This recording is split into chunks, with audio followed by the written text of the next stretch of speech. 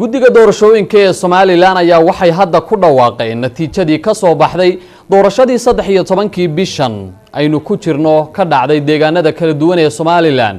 isla markaasina ay ku tartamayeen saddexda xisbi qaran ee Ucud Kulmiye iyo Wadani waxaana gudoomiyaha guddiga doorashooyinka Soomaaliland Cabdiqaadir Iimaan Warsame uu shaaciyay in xisbiga Kulmiye uu ku guuleystay talada dalka ee uu musharaxa madaxweyne ka yahay mudane Muuse Biixi Cabdi iyo ku xigeenkiisa Cabdiraxmaan Cabdilaahi Ismaaciil Saylici isla markaasina Muuse Biixi Cabdi uu noqonayo madaxweynaha 5 sano ee soo socda ee Soomaaliland komishanka doorashooyinku isagoo ogsoon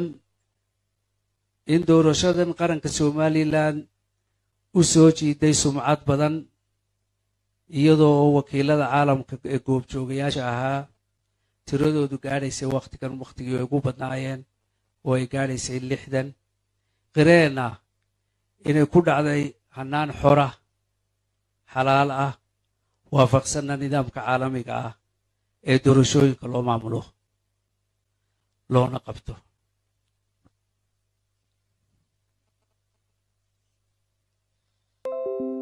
isagoo ka duulaya qodobada 83aad ee dastuurka qaranka Jamhuuriyadda Soomaaliland ee waajibinaya habka loo dooranayo madaxweynaha iyo ku xigeenka madaxweynaha Jamhuuriyadda oo ah qaab doorasho oo toos ah isla markaana qarsoodi ah iyadoo isku lamaanan komishanku isagoo tixgelinaya qodobka 64aad xeerkiisa doorashada madaxtooyada iyo golayaasha deegaanka xeer number 20/2001 ee wax ka bedelka iyo kaabista lagu sameeyay 2017 kadib markuu tiriyay iskuna geeyay xisaab ahaan codadka ansaxay kuwa xumaaday ama wax kama jiraanka aanu ka dhignay ee ka noqday ee ka yimi xafiisyada doorashooyinka ee goobaha doorasho degmo iyo gobolba ee Jamhuuriyadda isla markaana xisaab ahaan iyo sharci ahaan ku qancay natiijada ka soo baxday kadib markuu arkay hubiyay kuna qancay in doorashada madaxtooyadu si hufan oo habsami ah sharcigana waafaqsan u dhacday komishanka doorashooyinka isagoo raacaya qodobka 83aad firqadiisa afraad ee dastuurka qaranka Soomaaliland kaasoo dhigaya sidan waxaa loo aqoonsanayaa in doorashada madaxweynaha iyo ku xigeenka madaxweynuhu ku guuleysteen labada mudane ee magacyadoodu ku sheegan yihiin liistada hesha codadka ugu badan komishanka doorashooyinku waxa uu ku dhawaaqayaa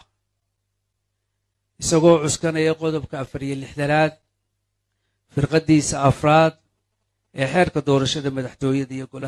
golayaasha deegaanka in tartankii madaxtooyada ee qabsoomay 13kii Noofambar 2017 ay ku guuleysteen murashaxiinta xisbiga Kulmiye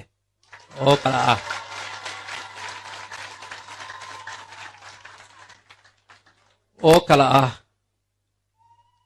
mudane Muuse Biixi Cabdi Xildiid oo ku guuleystay jagada madaxweynenimo ee Jamhuuriyadda Soomaaliland 5 sanadood soo socota 2 mudane Cabdiraxmaan Ismaaciil Shire Saylici oo ku guuleystay jagada ku xigeenka madaxweyne 5 sanadood soo socota iyagoo musharaxiintu kala heleen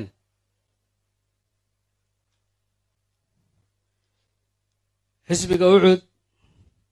23,141 aan ku celiyo xisbiga Ucud 23,141 cod percentage ahaan markaynu eegno wuxuu helay 4.17% boqolkiiba xisbiga kulmiye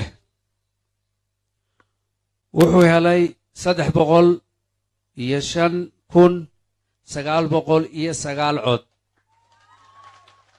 aan ku celiyo xisbiga kulmiye wuxuu helay 305,909 cod oo boqolley u noqonaysaa